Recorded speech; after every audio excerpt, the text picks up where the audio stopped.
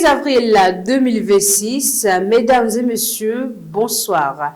Ravi de vous retrouver pour ce second rendez-vous de l'information sur Iroko Media Télévision. Merci de rester nous suivre jusqu'à la fin. Démarrons avec les nouvelles en provenance de l'Afrique de l'Ouest.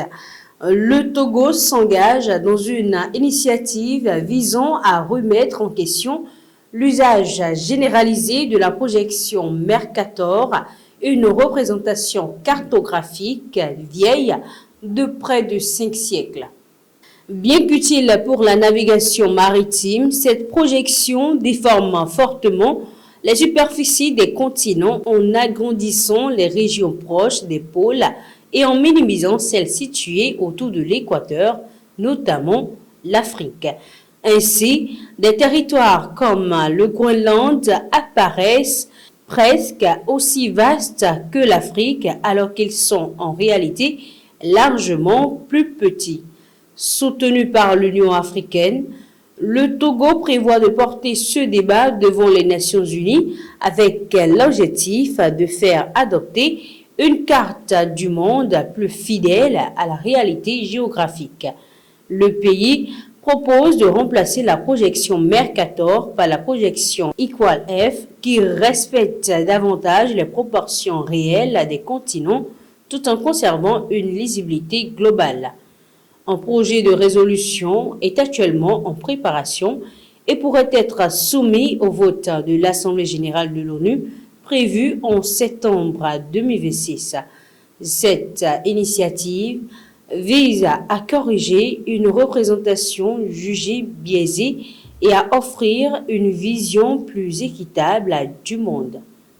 Sur la République démocratique du Congo, selon Human Rights Watch, la situation sécuritaire dans l'est de la RDC demeure extrêmement préoccupante, notamment dans le sud Kivu et les hauts plateaux où les combats récents aggravent la vulnérabilité des populations civiles.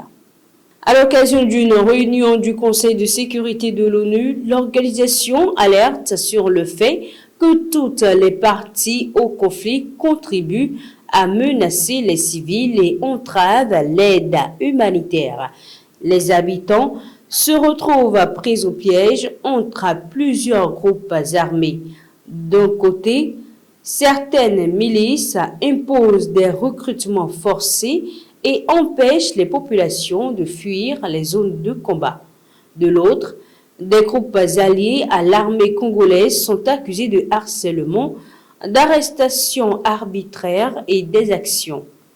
Face à cette situation, Human Rights Watch appelle à une pression internationale accrue pour garantir l'accès humanitaire et le respect du droit international afin de permettre aux civils de se protéger et de fuir en toute sécurité.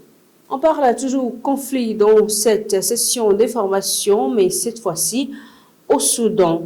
Après 3 années de conflit opposant l'armée soudanaise aux forces de soutien rapide, le Soudan est plongé dans ce que l'ONU considère comme la plus grave crise humanitaire mondiale. Le bilan humain est extrêmement lourd, avec des centaines de milliers de morts, tandis qu'environ 14 millions de personnes ont été contraintes de fuir leur domicile. Parmi elles, des millions restent déplacés à l'intérieur du pays et plus de 4 millions ont trouvé refuge dans des pays voisins, notamment au Tchad. Les témoignages recueillis auprès des réfugiés décrivent des violences extrêmes, souvent à caractère ethnique, incluant agressions, vols et exécutions. Beaucoup arrivent dans un état de grande faiblesse après des trajets éprouvants marqués par le manque de nourriture et d'eau. Malgré ses ressources limitées, le Tchad continue d'accueillir ses populations. Toutefois, l'aide humanitaire diminue, aggravant la précarité, tandis que l'insécurité persiste jusque dans les zones frontalières. On clôture cette session avec les États-Unis. L'État du Maine pourrait devenir le premier aux États-Unis à freiner l'expansion des centres de données en adoptant un moratoire inédit sur ces infrastructures énergivores liées à l'intelligence artificielle. Cette décision prise le 14 avril répond à une montée des préoccupations concernant l'impact environnemental et la hausse des prix de l'électricité pour les ménages. Si la gouverneure Janet Mills valide la loi, les nouveaux projets de centres consommant plus de 20 MW seront suspendus jusqu'en octobre 2027. Un conseil sera également mis en place pour évaluer leurs effets sur le réseau électrique, l'environnement et les coûts énergétiques.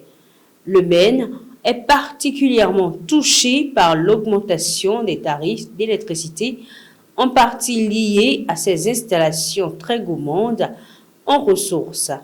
À l'échelle nationale, des figures politiques comme Bernie Sanders et Alexandria Ocasio-Cortez appellent aussi à réguler leur développement. Face à une croissance fulgurante du secteur, plusieurs États envisagent désormais des mesures similaires. Ce sera tout pour le point informatif de la journée. Merci de nous avoir suivis. À très bientôt.